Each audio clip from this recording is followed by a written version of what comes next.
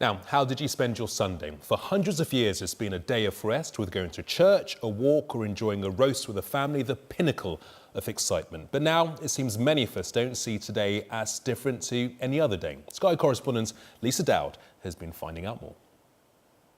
In days gone by, we know Sundays were very different. Now, retail therapy and long queues and fast food rather than a slow roast are new traditions. For many, worship no longer happens in church and there's no day of rest. Particularly for Matt Writtle, who for the last 10 years has been focusing on how Sundays have changed. I think people spend their Sundays now doing a lot of shopping. There's still the sightseeing element to it, there's still the sporting activities. The Premier League football has changed a lot of people's attitudes as well. You can have 3, 4, 5 games live on Sky. You can watch that. And I think that people's attitude towards the day is that it's less of a day where you stayed at home and spent it with your family anymore. There's more freedom to go out and do whatever you want to do. Oh, he's wriggling around. Wriggly little lamb. Sundays at Cotswold Farm Park are always busy. What do Sundays mean for you? For me, well, mostly it's working here, really. We get lots of people coming on Sundays. We always find it's a bit quieter in the mornings. People like a bit of a lie-in. Some people still go to church and things, and then they come in more afternoon. Everybody likes seeing little lambs, little baby animals on a lovely Sunday as well. 7 rabbits for 7 grandchildren. It's quality family time, but little downtime. A restful Sunday?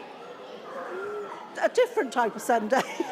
There's 10 of us, 3 adults and 7 children, ages between 3 and 16. So, yeah. Are you mad? Yes, I think I might be. With just Molly to entertain, things are a little more laid back in the pumpkin tent. This is a quiet Sunday, actually having fun, having a laugh. That's better than the hecticness of work and life and throughout the week. 5 days, 6 days of that, and yeah, Sunday's definitely got to be us 3. But there is nostalgia for how things used to be. Sunday to me was just amazing because everywhere was shut. You know, it was, I mean, you had the family dinner, you sat down around the family table, you know, Mum had been cooking since 9 o'clock in the morning. It was fantastic. These days, it doesn't happen, does it, really? The photos show that there is still time for a family meal. Not all congregations are dwindling, and some do still find time to rest. A portrait of 21st century England. It's for you to decide which era is best. Lisa Dowd, Sky News, Gloucestershire. Now, for hundreds of years, people have regarded Sundays as a day of rest, going to church, a walk or enjoying a roast with the family. But now it seems many of us don't see today as being any different to other days of the week. Photographer Matt Writtle has spent much of the past decade capturing how people now spend their Sundays. And I'm pleased to say he joins us now from central London. Very good afternoon, Sunday, should I say to you. Why do you think things have changed so much? Well, I think you can't help but not link the sort of decline in Anglican and Christian church attendance with that of the rise of consumerism and the internet. I mean, when the Sunday Trading Law was passed in 1994, making shopping a lot more of a Sunday event, I think that that has obviously had a detrimental impact on that. And we're going to look at some of your pictures that you have taken now. What were the things that you found had changed the most? What did people do on a Sunday now? Again, I think it's more to do with more people are out and about going shopping, really. I mean, there are still those traditional things that people do. Sports activities, spending time with their families and things. But I think what happens is now that people are factoring in more of the things that they would have done on a Saturday into their behaviour on a Sunday. And my book is more about not necessarily saying that's a detrimental thing, but at the same time, I think what it is saying is we should all just pause for a minute and just think at the pace that we're living our lives right now, is that a good thing for us, for our human condition and our well-being?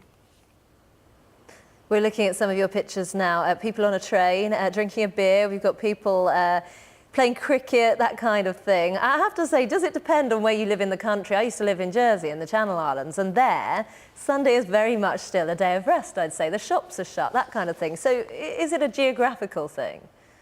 Yeah, I think there is a massive element of that. I think London is, like most people would agree, I think is a different country really to the rest of England. I mean, the book is about England, and you know, I'm originally from the West Midlands, and last Sunday I was visiting my parents, and my wife and I were walking with our son, and most people were fairly quiet in a suburban environment, and people were washing their cars. So there is an element of that, but what I'm saying is I'm questioning whether or not the speed in which we're living our lives now is starting to creep into that. And what I'm trying to sort of look at is that a positive thing? Do we as human beings need that day of rest just to relax and switch off and contemplate? So yeah, that's kind of what the book is trying to get people to do, to think about how much value they place on their leisure time. And I was going to ask you that actually. What are your personal views? Do you think it's a shame that we've changed to a more modern way of thinking? People do a lot, don't they, on a Sunday now, rather than the traditional church and catching up with friends, having a roast, that sort of thing? Yeah, I mean, look, I think everything in moderation is the answer. I personally don't think it's a bad thing that you have the option to go and buy the things that you can't do. We live in a very busy life now, and people simply can't get to the shops to do the things that they want to do during the rest of the week. So it is important for certain people to have that. But what I'm trying to question is, you know, let's think about is this going to be detrimental to us or not? So what are you doing for the rest of your Sunday then? Well, after I've finished this interview, I'll be going home to my wife and my son and hopefully having a nice lunch and then going for a walk in the countryside. Did you find from taking your pictures and a bit of your research, there was less time spent with families and the kids? Not on all of the books. I mean, I photographed about 30 different people and only 12 have made the book. I don't know, I think certain families, the story I did on the farmers, which is a Muslim family who got out of the rat race and they moved to Oxfordshire and started their own organic halal chicken farm. I mean, in the morning, the wife gets up and she takes the produce to the farmer's market and she works the farmer's market until 1 o'clock. And on the way to the farmer's market, she goes to Waitrose to drop off the eggs and then to drop off some chickens. And then the husband is left at home sort of schooling the children and taking care of the children. So, yeah, it has an impact on them as well. That was one example. And what would you say was your favourite picture of all the ones that were taken? Oh, wow. There's so many. I really like the story about the pastor, and I really like there's a picture of him just looking up to the sky as he was psyching himself up to begin his first sermon of the day. And the reason I included that, as opposed to not including the 4 Anglican priests I followed, was because with Anglican attendance, that's on the decline, whereas Pentecostal attendance is increased by 38% in the last since 1980. So it's quite a popular thing in that community. Thank you very much and enjoy your Sunday. You too.